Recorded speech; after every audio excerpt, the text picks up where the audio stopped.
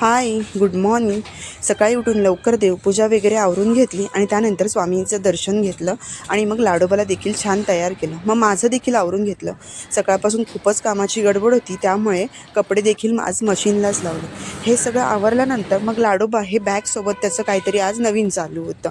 आता मध्येच बॅग वगैरे काढून आम्ही कुठे निघालो आहे, तर आम्ही आज रात्री चाललो आहे गावाला. त्यामुळे हे लाडोबाचं मध्ये मध्ये मी पॅकिंग करत असताना काहीतरी चालू होतं. आता मध्येच गावाला का, तर याचा व्लॉग मी तुम्हाला उद्या टाकणार आहे.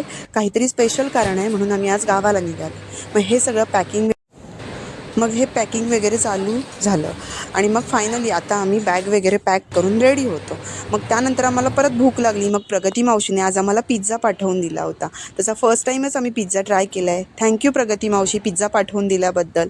आणि मग संध्याकाळी पप्पा आल्यानंतर जो काय आम्हाला आनंद होतो तो नेक्स्ट लेवल असतो. मग पप्पासोबत थोडंफार बाहेर बागडणं चालू होतं. पप्पा घरी आल्या मग पप्पाला लगेच मम्माच्या कंप्लेंट आणि मग लगेच धावत जाऊन पप्पाला पाण्याची बॉटल आणून द्यायचं हे. आणि मग फायनली आम्ही रात्री गावाला जाण्यासाठी निघालो.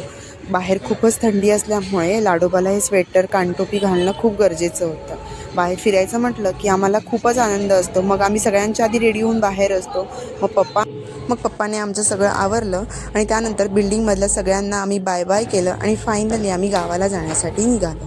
मग बसलो आम्ही ट्रेनमध्ये. ट्रेन आम्हाला बघायला तर खूप आवडते, पण ट्रेनमध्ये बसायला आम्हाला अजिबातच आवडत नाही.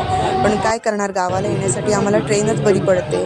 त्यामुळे कसं तरी डांबून त्याला ट्रेनमध्ये बसवावं लागतं. पण आज तर ट्रेनमध्ये बसल्याच आम्हाला झोप यायला लागली, कारण रात्र पण खूप झाली होती ना. त्याचा झोपेचा टायमिंग होऊन गेला होता. त्यामुळे आम्ही ट्रेनमध्ये बसल्याच आमचे डोळे बंद झाले.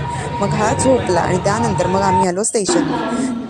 खूपच लवकर आल्यामुळे 1-2 तास आम्हाला ट्रेनची वाट बघत बसावं लागलं. भेटू नेक्स्ट ब्लॉगमध्ये. बाय.